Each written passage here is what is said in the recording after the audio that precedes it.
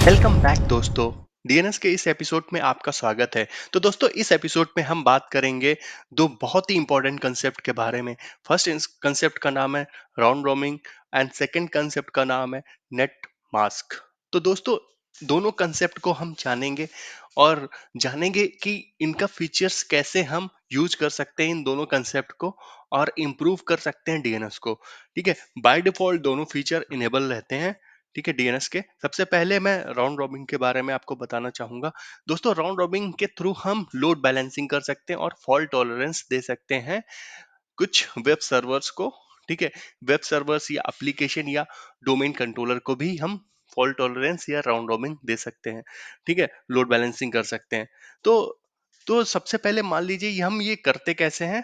ठीक है, उसके लिए मान लीजिए ये राइट साइड में आप देख रहे होंगे तीन वेब सर्वर्स हैं। ठीक है, इन तीन वेब सर्वर्स के आईपीज आपको लिखे यहाँ पे दिख रहे होंगे। ठीक है, ये तीनों के तीनों वेब सर्वर्स हमारे कौन से नेटवर्क में है? 10 सीरीज के नेटवर्क में है, मतलब क्लास ए में है। ठीक है, अब इन तीन वेब सर्वर्स का यहाँ पर ए रिकॉर्ड्स बने हुए हैं। ठीक है, ए रिकॉर्ड्स डीएनएस में बने हुए हैं। करेक्ट। तो अब क्या होता है दोस्तों, राउंड रॉबिन कैसे काम करता है? ये रिकॉर्ड्स जो बने हुए हैं वेब सर्वर वन का बना हुआ है, जैसे मैंने आपको लास्ट वीडियो में बताया। वेब ठीक है, वेब वन का जो आईपी लिखा हुआ है 10.10। ठीक है, मैं बीच में जीरो हटा दे रहा हूँ। वेब टू का भी ऐसे ही बना हुआ है हमारे पास, होस्ट रिकॉर्ड 10.11।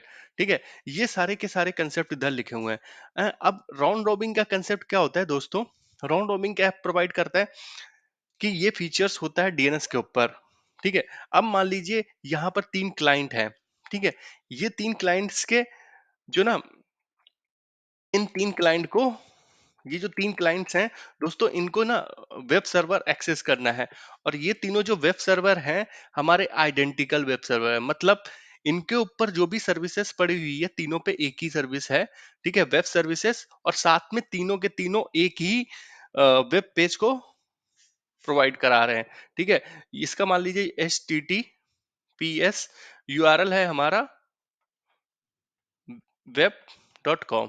ठीक है, ये यूआरएल है, ये तीनों के तीनों एक ही सर्विस प्रोवाइड कर रहे हैं, ये तीनों के तीनों। ठीक है, अब क्या हो रहा है, ये तीन क्लाइंट हैं जो कि एक्सेस कर रहे हैं वेब डॉट कॉम को। ठीक है, अब वेब डॉट कॉम है, अगर तीनों के तीनों सर्वर, हमारे ये तीनों के तीनों सर्वर किसी पर्टिकुलर एक सर्वर से कनेक्ट होते हैं तो उसके ऊपर लोड बढ़ेगा। करेक्ट, लोड बढ़ेगा और डिपेंडेंसी भी बढ़ेगी। करेक्ट, तो यहाँ पे क्या होगा, राउंड रॉबिन क्या करेगा दोस्तों, इन तीनों के रिकॉर्ड यहाँ पे बने हुए हैं। ठीक है, वेब थ्री का भी हम रिकॉर्ड लिख देते हैं, इसका है 10.12। ठीक है, तो राउंड रॉबिन क्या करता है दोस्तों, राउंड रॉबिन का फंडा ये होता है कि जैसे ये क्लाइंट रिक्वेस्ट करेगा, ठीक है, कि मुझे वेब सर्वर एक्सेस करना है, तो राउंड रॉबिन सबसे पहले, मैंने आपको बताया सबसे पहले रिक्वेस्ट किसके पास जाएगी? डीएनएस के पास। डीएनएस इसको कौन सा नाम प्रोवाइड करेगा? Web one. ठीक है, मतलब इसका आईपी प्रोवाइड कराएगा। ठीक है, 10.10 इसका आईपी है, इसको प्रोवाइड कर दे। जैसे ही क्लाइंट टू रिक्वेस्ट करेगा, ठीक है, तो इसको क्या प्रोवाइड करेगा? ये 10.11। ठीक है, 10.11 प्रोवाइड करा देगा। वैसे ही क्लाइंट थ्री रिक्वेस्ट करेगा तो इसको भी एक आईपीए प्रोवाइड करेगा 10.12। ठीक है, तो ये कंसेप्ट होता है राउंड रॉबिन के थ्रू। ठीक है, राउंड रॉबिन अभी हम इसको चल के देख भी लेते हैं। ठीक है, तो पहले आपको कंसेप्ट समझ में आ गया। ठीक है, अब हम इसको चल के देख लेते हैं एक बार लैब में। तो दोस्तों, यहाँ पर मैं अपने डीएनएस पे आ गया हूँ, डीएनएस कंसोल पे। तो यहाँ पर अगर आप फॉरवर्ड लुकअप जोन पे जाओगे, ठीक है, फॉरवर्ड लुकअप जोन पे जाने के बाद यहाँ पर मैंने देखिए तीन रिकॉर्ड बनाए हुए हैं। ये तीन रिकॉर्ड बनाए हुए हैं किसका? वेब वन का, जिसका आईपी है 10, 11, 12। ठीक है, ये बनाए हुए हैं, और तीन यहाँ पर एक रिकॉर्ड बनाया हुआ है मैंने वेब के नाम से, तीनों का मैंने आईपी डाल दिया है 11, 10, 12। वेब के नाम से मुझे इसलिए बनाना पड़ा है दोस्तों ए रिकॉर्ड, क्योंकि जब हमारा क्लाइंट रिक्वेस्ट करेगा https/web, तो वो इन तीनों में से किसी से भी कनेक्ट हो सकता है। ठीक है, अब ये फंडा काम कैसे करता है, मान लीजिए आप सीएमडी हम ओपन कर लेते हैं। ठीक है, सीएमडी ओपन कर लेते हैं। अब अगर हम यहाँ पर एनएस लुकअप लिखते हैं, ठीक है, और वेब लिखते हैं, ठीक है, तो वेब लिखेंगे आपको तीनों आईपी मिल रहे हैं। ठीक है, अभी क्या है, सबसे ऊपर कौन सा आईपी है, 12, फिर उसके नीचे कौन सा आईपी है, 11, फिर उसके नीचे आईपी कौन सा है, 10। अगर मैं फिर से सेकंड टाइम वेब लिखूंगा तो राउंड रॉबिन यहाँ पे काम करेगा। राउंड रॉबिन क्या करेगा, अब सबसे ऊपर वाले को कौन सा आईपी देगा, 11। ठीक है, लोड डिस्ट्रीब्यूट कर रहा है वो, अब 10 देगा, फिर नीचे वाले को 12 देगा। ठीक है, अब ये देखिए फिर से अगर मैं करूंगा, आपके पास 10 आया, अगर मैं फिर से करूंगा तो वो 12 फिर से आ जाएगा। ठीक है, तो ये कंसेप्ट आपको समझ में आ गया। ठीक है, और ये क्यों हो रहा है, क्योंकि by default round robin enable रहता है, यहाँ पे देखें इनेबल राउंड रॉबिन। ठीक है, तो ये कंसेप्ट आपको समझ में आ गया, राउंड रॉबिन का कंसेप्ट।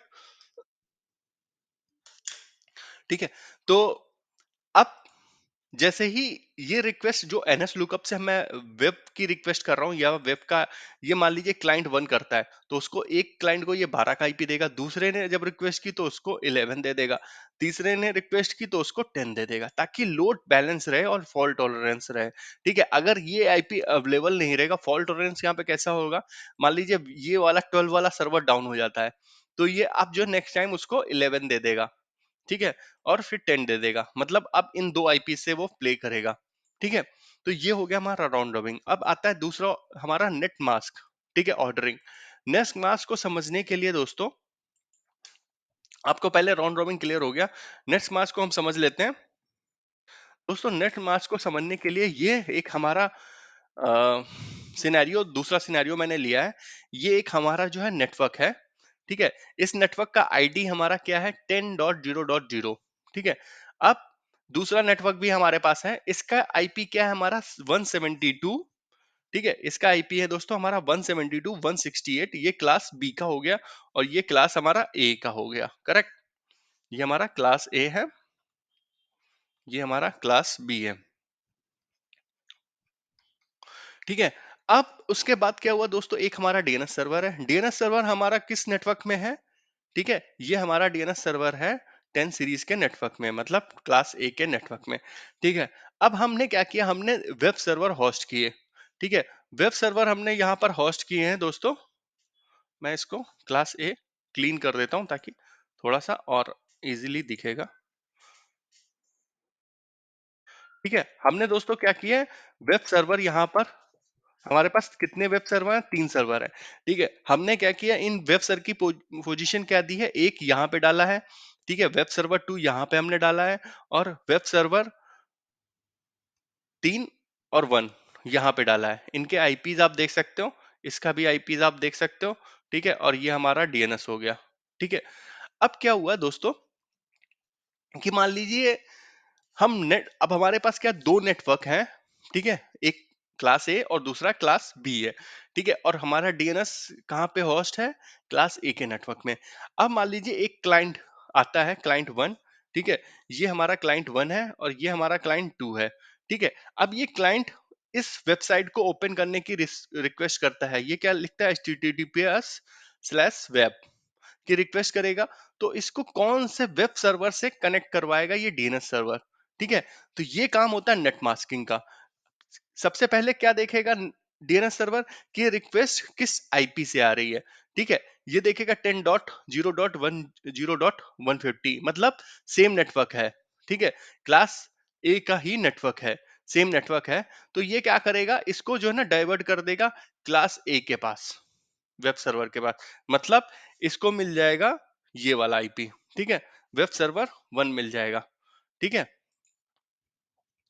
और जैसे ही ये वाला रिक्वेस्ट करेगा कि मुझे भी H T T P S web open करना है, तो इसको कौन सा मिलेगा दोस्तों, इसको अपने वाला मिल जाएगा। ठीक है, तो ये होती है नेट मास्किंग। ठीक है, ये होती है नेट मास्किंग, रिक्वेस्ट किसी और के पास नहीं जाएगी, सेम सबनेट में ही अगर डोमेन कंट्रोलर या वेब सर्विसेज अवेलेबल है, तो पहले रिक्वेस्ट उसके पास जाएगी। ठीक है, डोमेन कंट्रोलर इवेंट, यहाँ पे मैंने वेब सर्वर का एग्जांपल लिया है ताकि ये क्लियर हो। अगर डोमेन कंट्रोलर होता तो रिक्वेस्ट भी आपके सेम नेटवर्क में जाती। ठीक है, तो अब मान लीजिए एक तीसरा इसमें एक और एडिशन करता हूँ, क्लाइंट 3 है, जो कि हमारा यहाँ पे है क्लाइंट 3। ये भी रिक्वेस्ट करता है कि मुझे पहले तो इसमें दो क्लाइंट है, एक ये क्लाइंट तो रिक्वेस्ट कर ही चुका है, मान लीजिए एक सेकंड क्लाइंट है रिक्वेस्ट करता है, तो बट अभी क्या है, यहाँ पर हमारा नेट मास्किंग तो काम कर ही रहा है, ठीक है, नेट मास्किंग काम कर रहा है। अब यहाँ पे राउंड रॉबिंग लगेगा, राउंड रॉबिंग के हिसाब से इसको ये वाला आईपी मिल जाएगा, मतलब ये वाली वेब सर्विसेज से वो कनेक्ट हो जाएगा वेब सर्विसेज 3 से, ठीक है। तो अगर चौथा आएगा, ठीक है, अगर मान लीजिए यहाँ पर एक और क्लाइंट आ जाता है, ठीक है, एक और क्लाइंट आ जाता है हमारा यहाँ पर, ठीक है, एक और क्लाइंट आ जाता है तो ये अब की बार रिक्वेस्ट इसके पास दे देगा, एक और अगर आ जाता है तो ये उसके पास चली जाएगी। अब राउंड रॉबिंग काम करेगा। नेट मास्किंग का काम यह होती है सेम नेटवर्क में ही रिक्वेस्ट भेजना। तो दोनों चीजें आपकी क्लियर हो गई, दोनों बहुत ही इंपॉर्टेंट है ट्रबल शूटिंग के टाइम पर, और ये इंटरव्यू में भी बहुत ज्यादा पूछा जाता है, ठीक है। तो आशा करता हूँ ये आपको समझ में आ गया होगा। अब हम चलते हैं, राउंड रॉबिन तो मैंने आपको दिखा दिया है कि कैसे काम करता है, एनएस लुकअप आप करोगे, ठीक है, तो ये दिख जाएगा। और नेट मास्किंग दोस्तों, नेट मास्किंग के लिए क्या है कि अभी मेरे पास आइसोलेटेड इन्वायरमेंट नहीं है उस टाइप का, ठीक है, बट आपको कंसेप्ट समझ में आ गया नेट मास्किंग का, कि जहां से रिक्वेस्ट आएगी वो रिक्वेस्ट पहले उसके पास जाएगी, करेक्ट। तो आशा करता हूँ ये आपको समझ में आ गया। अगर आपके कोई भी क्वेश्चंस हो तो प्लीज कृपया मुझे कमेंट बॉक्स में बताएं। Thank you.